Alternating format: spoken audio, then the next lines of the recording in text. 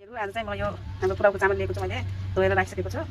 कुर्ता मसलाहरू सबै लिइसकेको छु आगो पनि बालिसकेको छु मैले कुकर बसाएँ अब म तेल हाल्छु के घिउ हाल्छु है साथीहरू मैले चाहिँ यसमा घिउ धेरै गरिसकेको चाहिँ प्याज राखिसकेको छु है मैले यहाँ साथीहरू यस्तो गर्नु चाहिँ यस्तो गर्दै मैले आगोमा खाना बनाउनु पर्ने मलाई हेर्नु के गर्नु यस्तो चाहिँ प्याज चाहिँ ब्राउन कलर भइसकेको मैले अब पुलाउको चामल हालेको छु त्यो भइसकेको मैले भुटेर रातो बनाइसकेँ अब म यसमा थोरै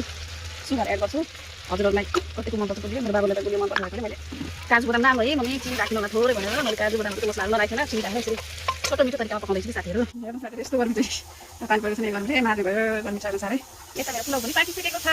मैले चिकन पनि लगिसकेको छु हेर्नुहोस् अब म चिकन बनाउँछु मैले तेल बसालिसकेको छु मैले यता प्याज खुर्सानीहरू काटेर तयार पारेको छु टमाटर पनि काट्ने होला प्याज राखेपछि साथीहरू हेर्नुहोस् है तेल काटिसकेको छ मैले मेथी पकाइदिएँ मलाई साह्रै पर्छ मेथी पकाएको त्यसमा पिचारो तेजपत्ता पकाइदिएँ मासु राखिसकेको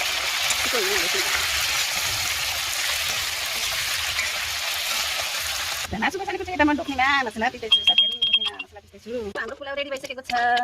म यसलाई मिक्स गर्छु कस्तो भन्यो साथीहरू कमेन्ट गर्नुहोस् है यस्तो बासाले छ मिठो मिठो बासा छ हजुरले खानु खाना आउँछ साथीहरू खाना खानु म खान्छ है